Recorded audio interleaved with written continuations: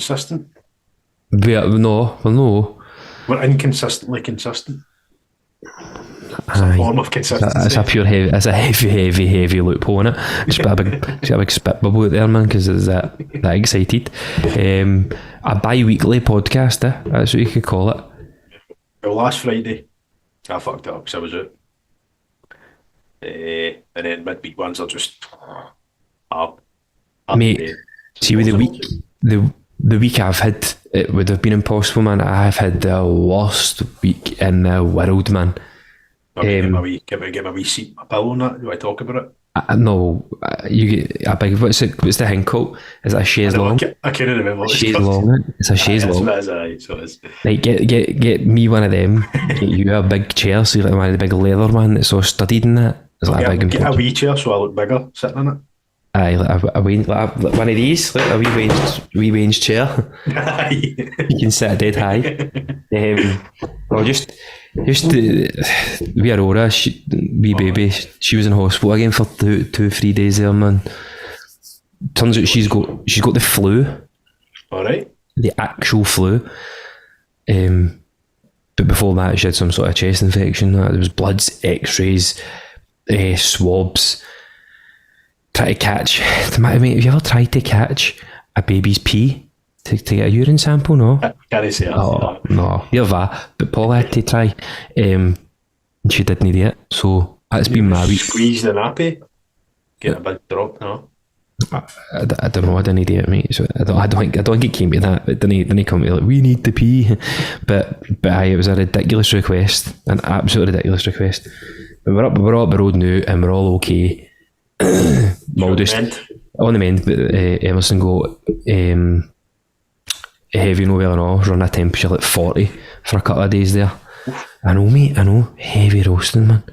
She was actually hallucinating. We were in bed and it was about 3:15 in the morning. She sat up and she went, "Daddy." I went, "Why is it, pal?" She went, "Where's my Crocs?" I went, "They're downstairs. You're in bed." "Oh, thank goodness."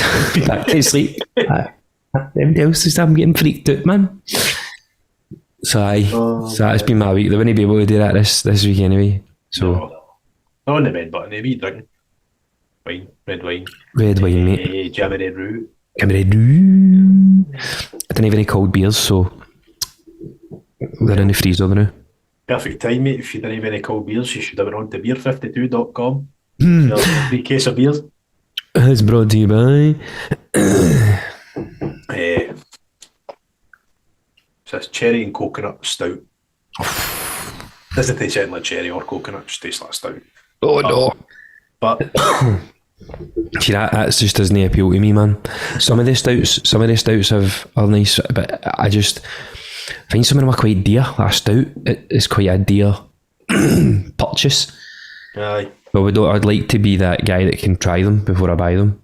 But a wee section in Aldi that I can just try, open my wee can up and try it and go, aye. Yeah, imagine. Whereas like most IPAs I can take home up the roadways and I'll go, aye, they're alright. I know that's a safe bet. You see the episode have you ever seen it, called Cold Turkey?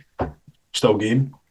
And David's getting this big, it's coming up to Christmas. And he's like, I want to get all my customers pissed so they come in and buy shite they don't need. Mm-hmm. And he pulls in like all this booze into a big punch bowl. Jack and Victor come in, have a few, and they start buying like fucking Christmas puddings and all that shit. And then I've not seen this one. Have you not seen it? It's no on Netflix. Cause it's a Christmas special. Right. And then Peter Jakey walks in. He's like, "Oh, class or whatever," and he's like, "Aye." He takes it and he goes, "Right, what can I get you?" He's like, "Nothing." Just walks back. Classic, man. I would 100% be Aldi. Imagine the Aldi aisle. Aye. Tramps the free stuff, and I'd be there. Aye. I'd become like the Virgil van Dijk, the Aldi man, just stopping everybody getting to the beers so I can drink them all. Have you been watching the World Cup? I watched bits of it, mate, to be honest. I watched it at the start, first few games. But I'm trying to think, I watched the Argentina game, which was fucking bizarre. Weird, done it? But 3 goals chopped off. I know, but they were also shite. I know, but See, to be fair, I think Saudi Arabia actually look like a decent team, man. Like, obviously they have to beat them, but they actually really surprised me because I thought Saudi Arabia are going to be shite. But aye. some good players that I've never heard of, and don't ask me to pronounce any of their names either. No. But I've not really seen any at all. I saw. What is that? What game was it? It was a Nut and Each game. It'd be amazing a lot of them been Nut and Each. Maybe, I can't even remember now, mate. That's how uninterested that it's not that I'm uninterested, it's just inconvenient time. It's been a bit of a shit show, the whole Qatar getting it. There's been, everybody's kind of against it, and the biggest story to come out for me has been the whole armband thing. You can't wear a rainbow armband. The whole thing's a bit of a farce, but there's just no the same hype as there's no. I feel like in the summer you're looking forward to it and you're enjoying it and you're buzzing. And also you've just come off the either winning the league or losing the league. So you can either pick yourself up, you're going for a high or high. And you want anybody but England to win, so it's kind of... Exactly. It's when all the Rangers and Celtic fans come together into it. It was not each at half time. I know Andy messaged saying that USA scored, it must have been chopped off, I take it. It must have been, mate, aye. There's this big debate, so I follow a few streamers on Twitter, and all of a sudden they never talk about football, and all of a sudden it's like, let's beat the Brits and all that shit. Oh, nice, nice. Whoever wins this game determines whether it's going to be called soccer or it's going to be football. No, it's not, because yours is called fucking hand egg or whatever. Oh, have you heard that before? No. Because it's like somebody I don't know what happened to my voice there, mate. I don't know what happened. My voice went dead weird there. Somebody drew a diagram one time. It's like a guy kicking a ball and it's like foot, ball. The other one was the guy throwing it, it's like hand, egg. Right, it's just stuck. But, aye. But go on America. I know, mate. I know some of the American players are alright. I think some of the players for South Korea looked alright. I know. I saw some of the Belgian highlights.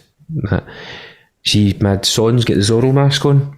I've seen that. Somebody was eye socket. That'd be Cal McGregor, isn't it? Trying, mate. What was it? Who's the boy for Australia? Aaron Moy. Nah. Jackson Irvine. Nah. A more common name. He asked for Mbappe's tap. They paid him. Alright. I'll need to Google it quickly. But he asked for Mbappe's tap and he paid him, and he says, to be honest, I would just have got it and then sold it on eBay anyway. Did you see the Australia's back four? None of the Australian team are Australian. Aye, but that's the country, innit? The country's been... But four of the back four, two of them played for Hearts, play for Hearts currently. Aye. One of them is John Souttar's brother, Harry Souttar, plays for Stoke. And the other one, can't remember, but all of them have played in Scottish football at one point in their career.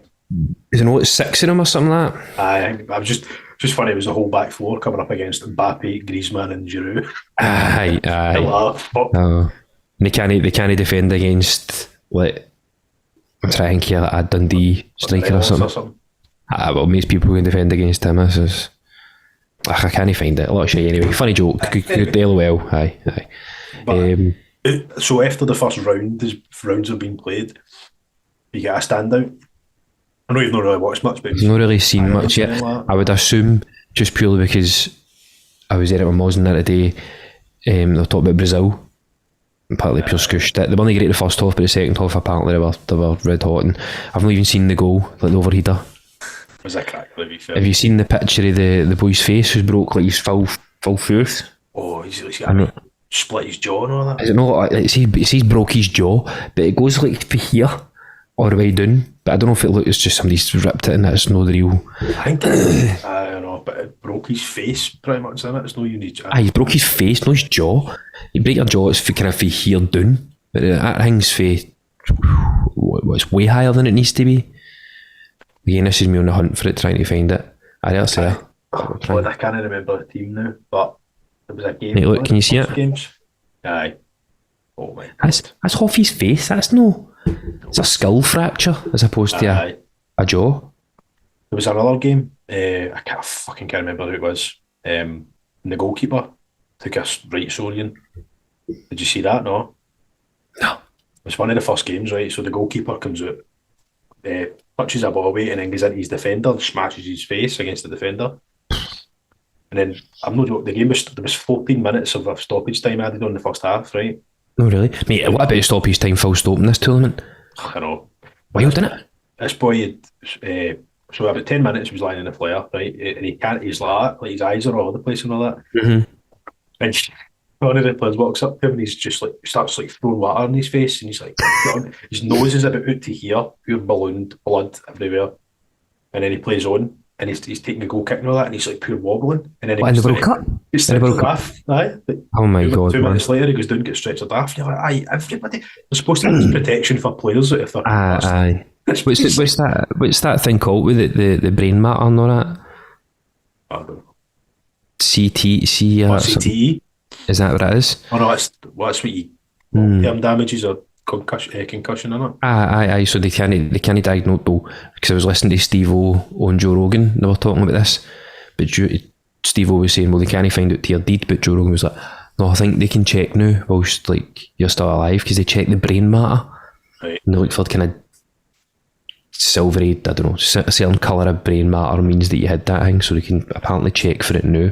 It's American footballers, isn't it? That's what they always get diagnosed. Aye. Or like wrestlers that end up shooting their whole family and all that, and you're like, oh, they're CTE, they're only 30. Mm-hmm. But that Steve-O had a pure good point. He was like, has this started getting worse ever since they started wearing helmets? And Nope.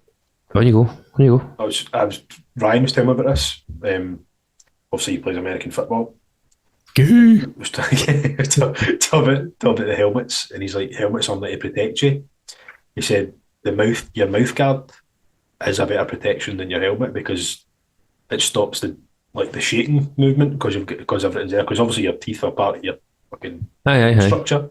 Mm-hmm. I never thought about that. I automatically assume a helmet, like, oh, ride the bike with a helmet on because it'll protect you, but it doesn't really. It stops you smashing your head open, but it won't stop you when it comes to internal damage. Well, was it no? See, when you done college and that, it was like there's your skull, and then there's like a liquid, and then there's your brain. Aye. So it's like the brain wobbles about, but the liquid's there to stop you smashing it against the skull. Because once you start smashing it against the skull, that's when you start to kill brain cells and stuff like that, and parts of your brain. So many times you feel? All the time, mate. Don't stop fun. This is all swelling. This isn't actually the size of my head. It's just all swelling. Aye. Right, so you're going for Brazil winners then? Oh, it needs to be, mate. It needs to be. I watched a video for the Oxford University, and they ran statistics of the past 10 since 2011. 10 year, aye. All the international friendlies, all the international games, all the XG, all the friendlies and that, and apparently that's either Argentina, Brazil, according to numbers. Was it the octopus or something? Remember to predict? Oh, remember that? How good was that? I know. Why did that happen?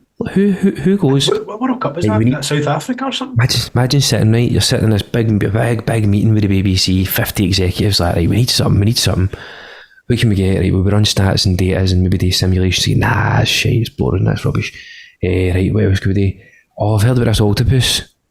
Right, what about it? We talk about, mate, we'll talk about World Cup, the biggest thing, 1 billion people watch this, you're talking about octopus. Aye, but it picks the winner of the games. No.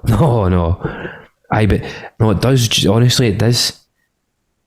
Right, it'll be a good laugh, we'll do it once or twice. Then we'll get both of these, see Peter Crouch, see if he's busy, and we'll get some bird to do a show with him. And we'll see around this octopus. It pick the actual winner, all the way through. I think it maybe up into the final or something. I don't know if I actually got everything right, but must have been like a right good meal after that, but aye.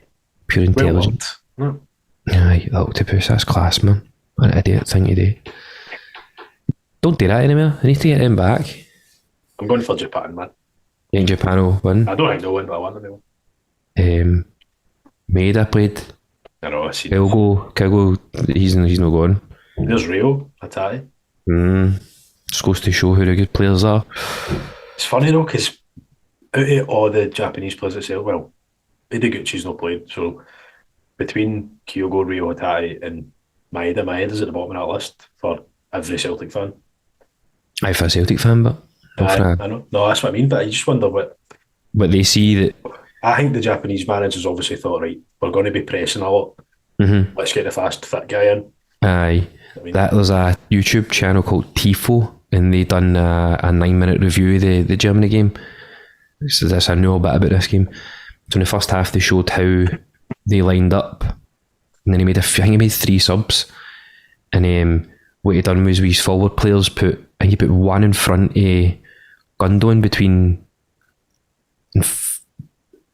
behind Gundogan, between the defenders and the midfielders, and then kind of surrounded them with 2 players either side and then 2 players in front of them, and then they couldn't defend, they couldn't break the lines, and then he subbed Gundogan off, and that's when they scored. He's like, I think he just suffocated, because he was apparently the most creative player. The way he was going, he was quite controlling the game quite a lot, and that's how they managed to turn them over, because he caught them in the break, and also their manager was very, very good with his formations and his substitutions.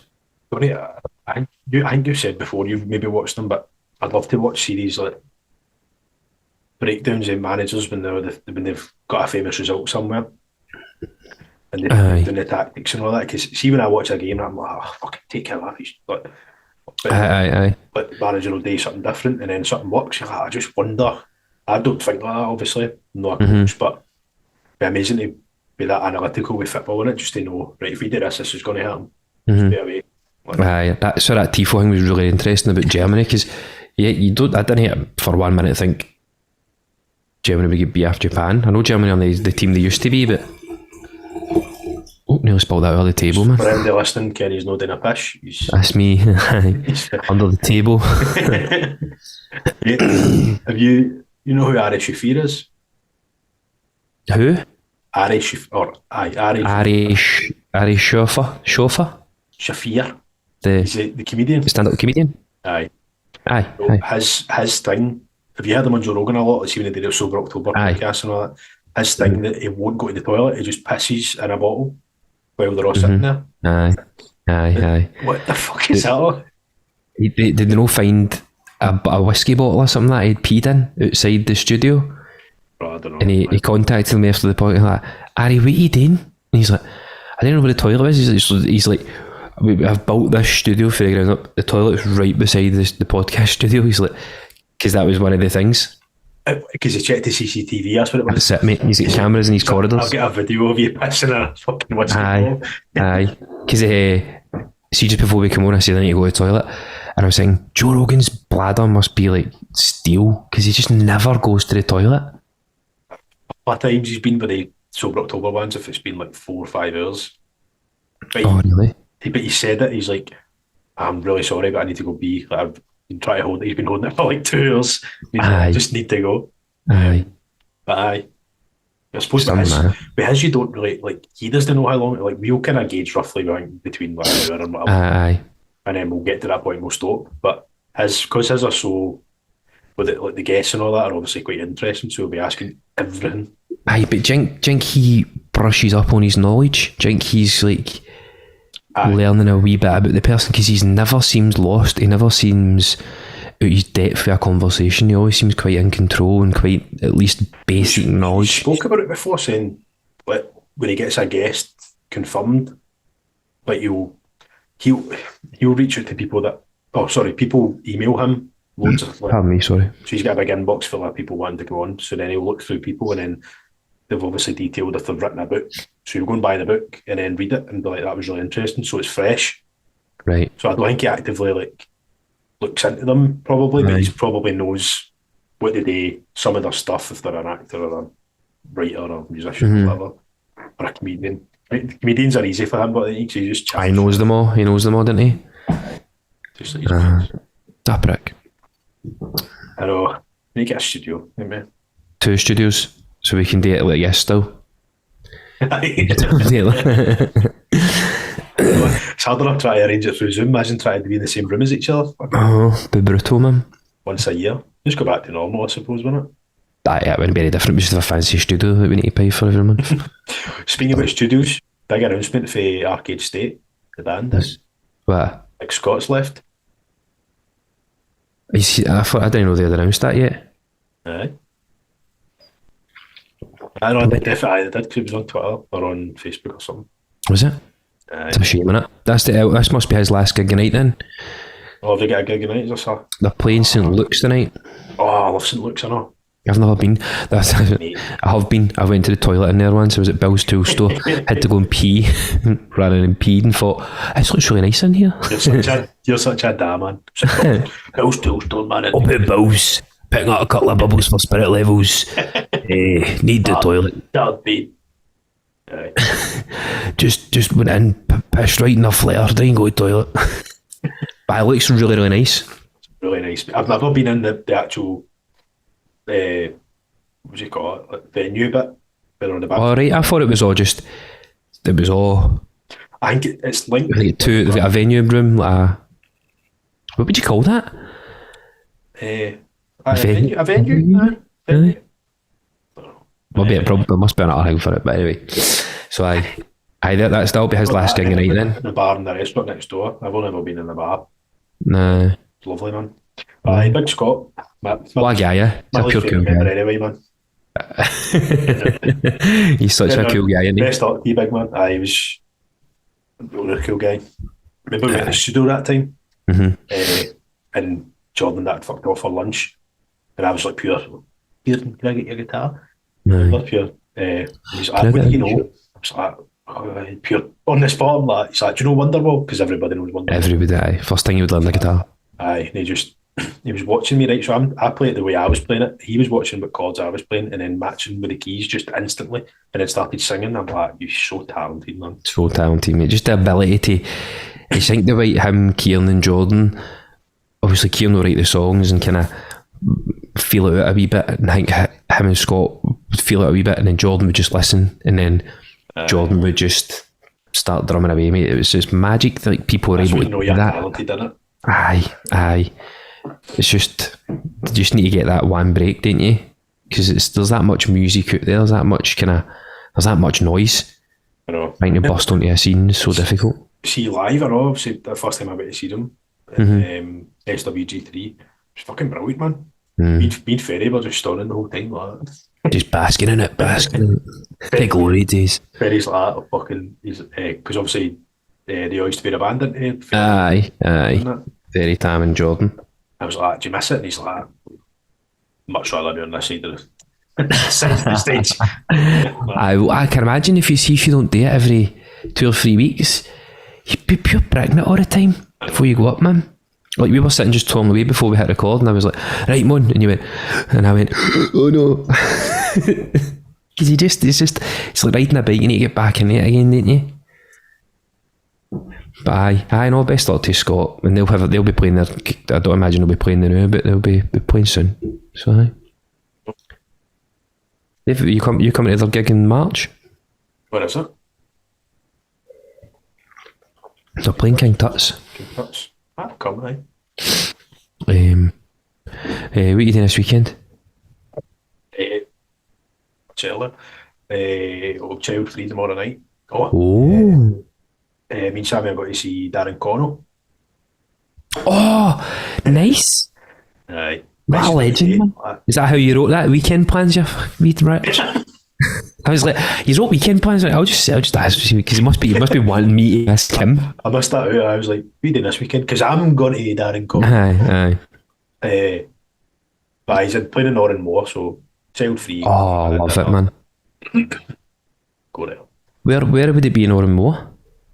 No idea, mate. I've only ever been in. As soon as you walk in that bar right there, it's the only place I've ever been. Oranmore. They've got to be.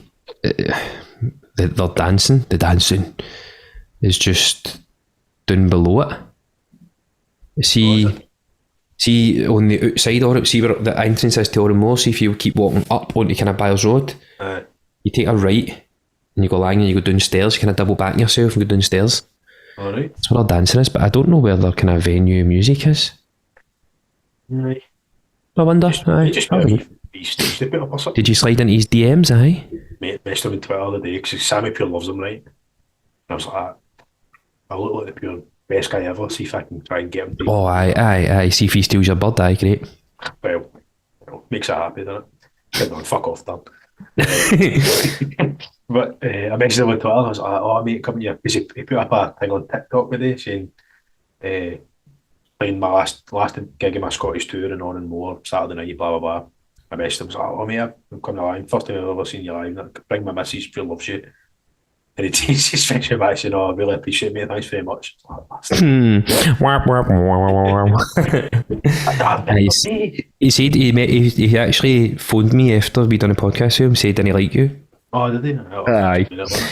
He said you're a bit of full yourself. It's funny because then he phoned me saying he got our numbers mixed up and he had you doing his Gavin. Oh, aye, because that's it was weird because he went, oh, Gav, see Kerry, and I was like, oh, I've maybe heard this Kerry. Aye, that'll be what it is. Aye, what you did? Wait, you did? Aye, like the weekend. Thing I mean in the new. Aye, I thought I'm just trying to slide. I'm not trying to knock these cables off so I can go to the freezer to get a beer. That's probably the most exciting thing that will happen this weekend, mate. Me moving from here to that freezer to get a beer. This weekend, nothing. Well, the children are on the mend. You just chill it. Just recover. Just let them recover. If my oldest is all right and she's fine and that, there's a dance competition thing that Paula might take her to on Sunday, but it's a full day shot, so probably no take her because she's still got a wee cough, a wee bit of a cough in that. So, aye. You're annoyed about. You can go and get your beer, mate. I'll still hear you. I can still hear you. Chat away. The most annoying thing about this weekend is I'm thinking, I watched a lot of the World Cup, right? And I'm thinking, right, Saturday, got it all planned out at night, thinking, right, we'll get out at night, we'll drop the rain off about 4. So after I get up for a late night tonight, I wake up, watch the World Cup, first game, second game, third game. I missed the fourth game. Went on to Sky Sports to see what the games were. No games on Saturday. I'm like, fuck off, man. No games. Oh, God, man. You need to wake up and spend time with your Wayne before she goes away. That was what she likes watching the football. She's pure. See, apparently the colour green. Apparently the babies in it, they really like the colour green. Babies know, that's why. Babies know. What now? Uri Geller. Uri Geller. Okay. Yeah. Back to stuff. Back to what you know best. But this is one of the things that I wrote animals, mate. No idea what I wrote animals. I don't know what I say it, but Kerry. No, I'll say it. Kerry messaged me through the week saying, right, few topics for Friday. But I want to talk about animals, but just left it at that. And I'm like, all right. So I wrote animals as soon as I come in the chat. Kerry's like, fuck, was I going to speak? Oh. Yeah, I can't remember. As again, it was a spur of the moment. Anyway. Oh, I wrote this and I never wrote it to you. I wrote it their names, right? So I work with another guy called Kenny.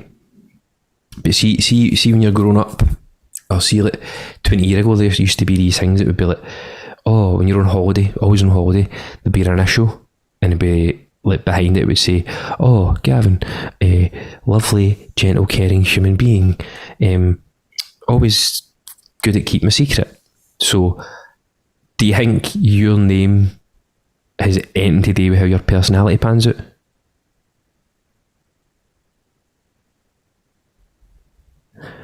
I can't hear you, mate. Well, I don't know. I can hear you now. How it's supposed to pan out though. Like, is it you saying like what people? So the minute, so see Gavin to be like. So see if my name was Gavin, would that be any different? Or if your name was Kenny, would you be any different? I think I act like a Gavin, aye. What's a Gavin, but? It's hard to explain. What's a Kenny? I don't know, that's what I'm saying. I don't think it's not a species. It's no I don't think that dictates how your personality. I don't think it dictates it, but there's this weird thing that. So when Bonnie was born, right? We had the name Bonnie. Plus, like pretty much the full pregnancy. We had it before we knew Sammy was pregnant, right? We loved that name. But if we ever have a wee girl called her Bonnie, then about a month before, 3 weeks before, I started going, oh, I don't know, I can't see a 40-year-old called Bonnie or that shite. Oh. And then as soon as she's born, Sammy comes out. Oh, when he wakes up and she's like, what have we had to? Obviously we didn't know if it was a boy or a girl. And I said, a wee girl. And she went, Is her name Bonnie? She's to say away, you're like, aye, 100%. She just looks like a Bonnie, if you know what I mean. Aye, I'm trying. I don't really know. I hope she doesn't have the same characteristics as a Bonnie, because fucking Bonnie and Clyde are serial killer. Well, that's what I was going to say. I don't really know many Bonnies, to be honest. That's a cool wee name. It's dead unique. Because names are social markers, they have a certain association attached to child is named surely likely to influence the way they are perceived by others and treated by others. All right. Do you know this? So, if I'm in a company of people who are maybe older, I think if I say my name's Kenneth, I'd maybe get a wee bit more respect than if it's Kenny. When you say older, I mean you like in the 80s or something. Aye, 60s, 70s, aye. Maybe, aye. Don't know. So sometimes I think Kenneth sounds like a wee bit more of a posh name. They sound like a royal, didn't you? Something like that. Mm-hmm. But right. Aye, maybe. Because I think it was Emerson's first birthday, and they got her a title. There's these adverts on YouTube that you just no longer want to watch. So you're stupid enough to pay the money. Anyway, another story for another day. So Emerson legally is a lady. She is a lady. All right. Well done, Andy. I know. That's a best class gift, isn't it? You'll never watch us. As if we could say the nicest things about he's the best guy in the world, but you'll never watch us and never hear about it. So he's a wanker then. Aye, prick.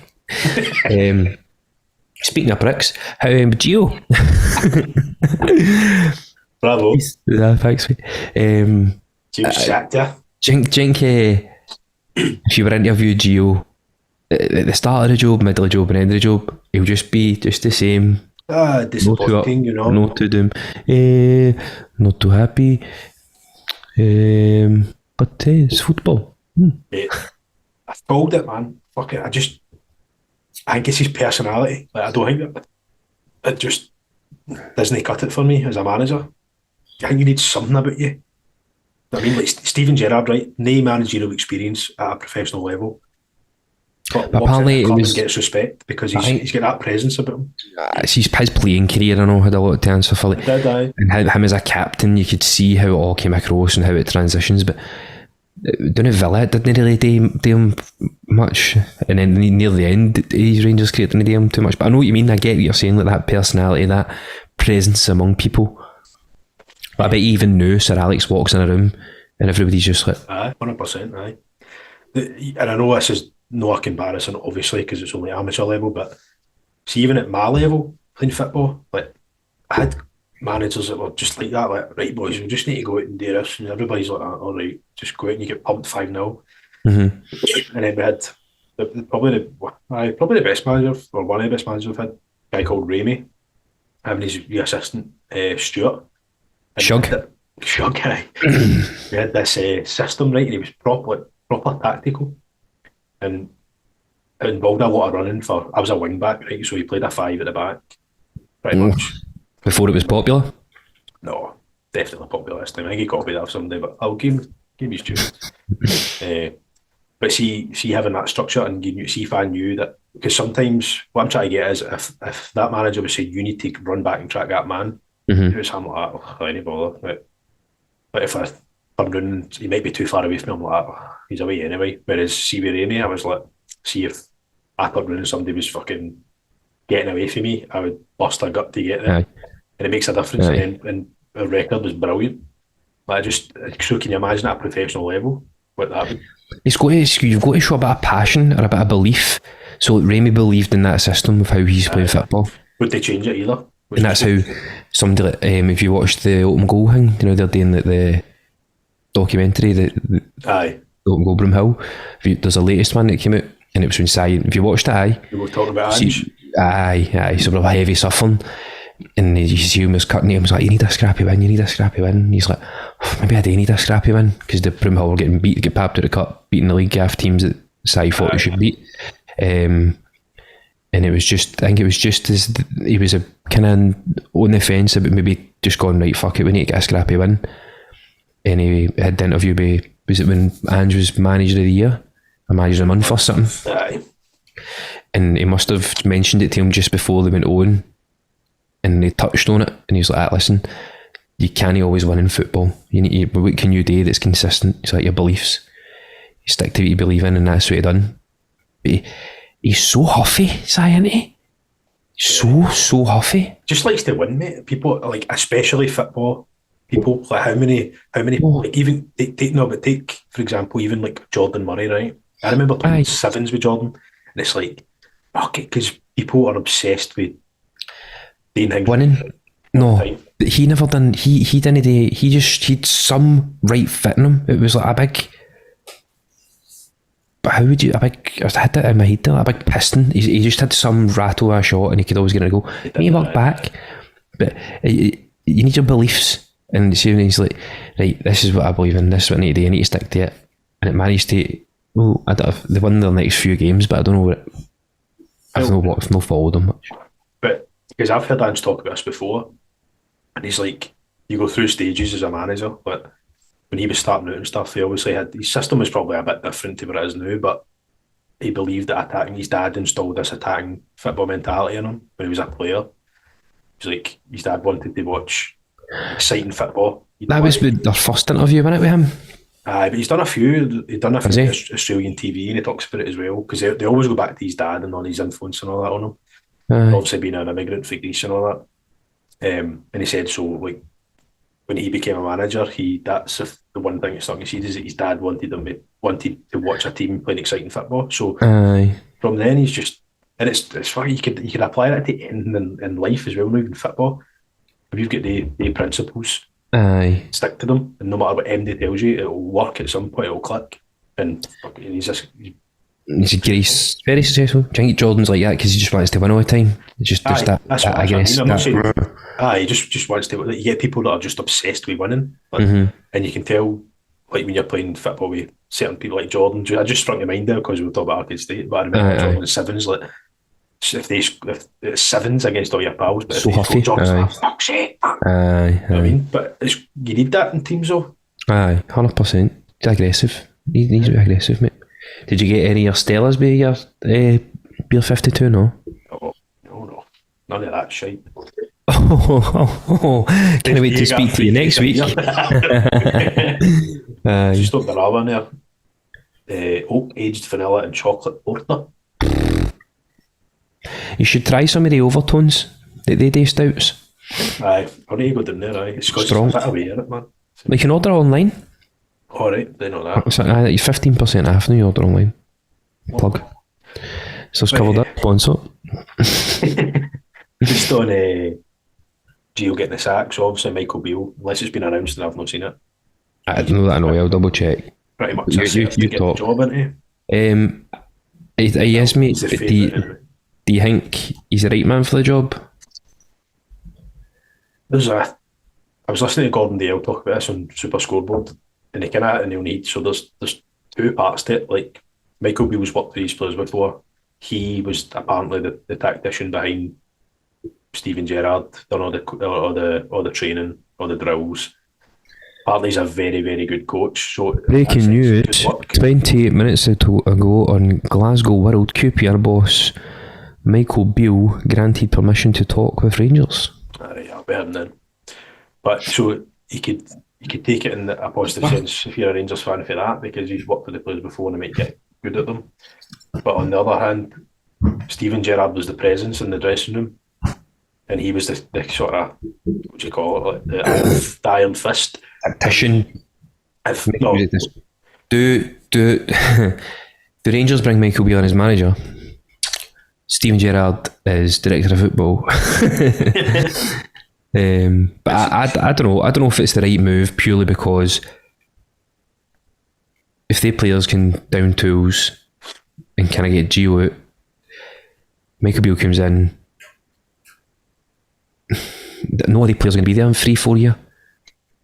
And his QPR records, he's won 50% his games. He's lost the last 5. Lost the last 5. He's got 1 point in 15 out of 15. But then 5 games prior to that, he was top of the league. Do you know what I mean? And he was telling really everybody he got offered the Wolves job in the Premier League and rejected it. You know what I mean? So But he was still only a coach. He was only a coach at Rangers. Yeah. He didn't go to Villa at all. I did. And then when he got sacked, just- when he left to go to QPR, that's when Gerrard got sacked. Mm-hmm. So that's why people are saying, right, Maybe it's all him. he does all the football. Gerrard does the decision making, final decisions. You know what I mean? Aye. Which kind of makes sense. But the other hand of it is like, well, who do you bring in? Do you bring in Sean Dyche, like a very defensive minded coach, manager? Aye. But then was he defensive because he had Burnley in the Premier League, and you compare budgets, you're not going to get players that are playing fast flowing football, are you? You're going to need to sit in and Aye, you need to absorb all that and then push on. so who knows what he's capable of. But when I personally, if, like, just because of the way it's went for Celtic with Ange, like, surely somebody out there knows of a manager, maybe no British, maybe in another. What that Bogo Gump man? He was up there. He was And like then- third favourite or something. With 33-1, you could have put a fiver on Neil Lennon. So it's like Big David Martindale. Big Martindale, man. Big Martindale. Outside Ange, he is my favourite manager in Scottish football, man. He's class just because his history, the way his life's and all that, and just a mad. You get the players going, man, and they'll stab him, man. See if you listen to live games, like, especially when they didn't have any crowds during COVID, all you heard was Dave Martindale shouting for 20 minutes. And you're like, Yeah, that's why I like a manager like that. yeah, He plays every minute, doesn't he? aye. I like that. I also like how he's the maintenance guy. Yeah, he doesn't care either. He's so honest, isn't he? See his interviews and all. They're just pure cutthroat. Just tells it how it is. I like him, and because there was some Rangers fan were saying, "No, David Martindale, you're like, mate, he's been a professional manager for 2 years, man, but he's not going to get the Rangers job." I mean, Well, Gerrard wasn't a manager at all. I know, but he had I know what you're saying. he had a Different profile. peaks and troughs. I played at 3 World Cups, Champions League winner, nearly won the league. Yeah. But I think if Beale comes in, regardless of who comes in, I think the league's over anyway. I don't think Celtic will drop that much points. I don't think Rangers will beat Celtic in January. So The World Cup is the only reason I think. No, it's no. We're rotten, man. I reckon if the World Cup, the break for the World Cup wasn't there, you'd have dropped more points than what you probably will for now because of the break. think so. I think he's getting quite tired, see, because the intensity he's play at. I know he's got I've got a bigger squad than last season. But I think Hughes play is so intense that it starts to take its toll. See, come January, February, the players start to taper off, injuries start coming in. Well, But because of this break, you will benefit massively for it. but then last year, that's when we kicked off, and Rangers dropped. Aye, because Gio came in, we dropped about 19 points in the January and February. That's what I mean. Like, Celtic didn't taper off towards the end of the season last season. They were on it every game. And the thing is, now we had a bigger squad. Every single game, when the ball goes out a play between 58 minutes and 65 minutes, he's making the triple substitution every game. And then he'll bring Is he? on Was that? Aye. and then he'll bring on another two, probably like 70, 75. So he rotates it, and then every game is rotated as well. Similarly, Gerrard done that quite a bit as well, apart from maybe Ryan Kent and Morelos, but he would rotate a lot in the midfield, whereas we rotate a lot in the front three because the intensity to the press. Aye, or the running day. Aye. I'm just having a look here. You didn't really. For your Bogo, your Europa Leagues. But you drew with Hibs. That was your first time dropping points in the 27th of February. Then you didn't drop points again until the 1st of May. So we went Then at the 11th for me. 364 days without a defeat in the SPL. Aye, these are all draws. The draws I'm mentioning. I mean, you did beat Motherwell 6-0, but aye. Aye. What's this about Gaza? Wait, is this a new story? I seen somebody on Twitter saying there's nothing better than listening to Alan Shearer tell a new Gaza story you've not heard before. What was that again? Have you forgotten it? Oh, No. So It's not going to be as funny if I tell it. I just thought it was funny. Oh, Anyway, put some personality into it. Put some swaz on it, man. so Alan Shearer's driving the motor, right? And he's like, he said, Take That were quite like massive at the time. When Right. Gaza came into training, he said Gary Barlow came in that day to the dressing room to beat all the players and all that, for whatever reason. And he said Gaza just kept walking up and punching him all the time. He's like, what the fuck's he doing? He's like, and then he said to Gary Barlow, he's like, why the fuck's Gaza keep punching? He's like, I don't know, he just keeps coming up to me and punching me and going, take that. I can just imagine him doing that again. Aye. What a character. Absolute belter. What was the story? Who did he stay up the road for? Alan Coist, the little file. Alan McCoy. But then he sneaked in his house and was making a sandwich at like 2 a.m. He's like, what are you doing? He's like, I was hungry. Didn't have any food. Didn't have any food. I guess I sit in your kitchen at 2 a.m. a big sandwich, man. Probably still need PJs. Bag of cans. But I think this way about two ex-Rangers players are just too likeable, naughty. Aye. And it's Aye. Ali McCoist and Paul Gascoigne. I can't not like them because they're just funny. You know what I mean? I think Alan McCoy's just funny, but he annoys me sometimes. It annoys me more now Aye. because he's a pundit and you see him more and stuff like that. But He's never half a telly, man. I know. It's like he's just like, he must hate being in the house. Did you see him on that thing, the fucking quiz show thing, when he was winning the women for Edinburgh, 80 grand? No? No. It was like a... I didn't even know you're a quiz show, mate. I didn't even know he was doing that. It's not his. It's just like he made a celebrity appearance, right? So that's the premise of the show is that you get asked questions. So a contestant will come on and get asked questions, and then there's a celebrity helping them. So Is it the roll a ball thing? No. I don't know. I just Anyway, go. But anyway, he won. They asked the question, and Alan McCoy was like, "I think it's this. I'm pretty sure." And it was the obvious answer. And the lassie's like, all right, okay. And it was to win 80 grand. And I think she was an NHS worker for Edinburgh or something. So she's like, obviously thinking about going for the obvious answer. And she's like, right, I'm going to go with Ali. I'm going to go with this. And if you want it. Aye. I think the same thing. Like, he's on everything. Ali. Lucky bastard. See, remember Max Ashmore? Aye. He's Max's best pal's Ali's son. Argyle McCoy, done it. Speaking of his son, that's who broke Urquhart's arm. Oh, I'm sure it is, mate. Hold on, just to confirm. Hold on. I'm 95% sure. it's been a red card. Chris Kamara, who for? Yep. Ali McCoy's son broke Scott Urquhart's arm. Did they? Yes. Brick of a man. That's a sin there. What an arm he's got. Oh, black, isn't it? Blue. Aye, from top to bottom, man. No good, Not good. Need to speak to Max.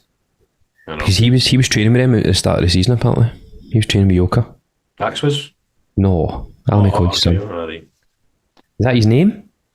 I don't know, unless he's got more than one son. I just know one of them's called Argyle. Oh. But aye. That's his, I think. Well done then. You've got Warzone 2 player count, but I don't know what you want to talk about. Get a bit asked. I can always be asked. I seen a thing, because obviously Warzone 2 has been out for 2 weeks now or something like Yep. that. Do you enjoying it? Aye. Aye, same. I think it's good, man. I was wondering, I wonder how many people play it on a daily basis. Like, what's the number? Oh, is there a, can you find that out? Aye. Aye. So apparently it peaked on, what date is it? November the 20th. It peaked. There was 488,000 people played it that day. Just in the UK? No? Worldwide. Globally? I thought there would be more than that. Just in one day though. Oh, I thought there'd be more than that. Sorry. Aye. Just because it's a global game. Aye. I thought it would be like. That's I thought no, it's still a good stat. Good stat. Come on, I'm not saying it's a bad stat. So that's just Warzone. That's no Modern Warfare. Just Warzone. Aye. Unless you can find something else. I'm just going to put the right player count just to see, because Aye, November. The game's averaging around 250,000 to 430 concurrent. So does that mean they're constantly playing it? Depending on the time of day. Must be, aye. That would make sense. So it probably is more, but just At that one time, aye.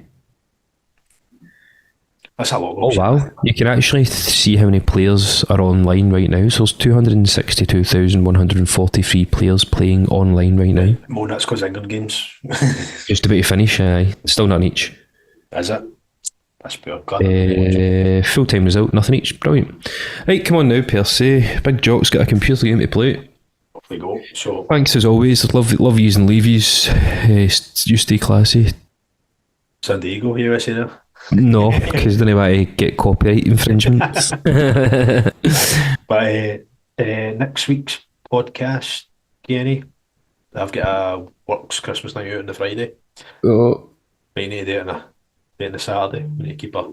I'm working. I think I'm working next Saturday, so that suits me. Cool. So, Hey, enjoy your work day out, mate. will do. Must be nice, eh? Did you have a night out last week at all, fuck's sake? I did, yeah. Actually, just quickly on that, we went to a place called Vega, Poland. Oh. See where the hotel, it's like, and Argyle Street. Mm-hmm. It's like right at the top floor of that. Oh, is it? It's fucking brilliant, man. It's only like 4 lanes or something. It's like all dark and all the lights and all that, and then there's a big massive bar attached to it. Brilliant. Aye. Really good. Is that all work paid for? Work paid for, yes. No, big for ourselves, mate. Fuck's sake. The Christmas night out is, but the big one, Where you going? Hilton, George Bowie experience. Boring. Right, mate, you enjoy yourself. Right. Cheers. Yeah. Good looking out. Bye.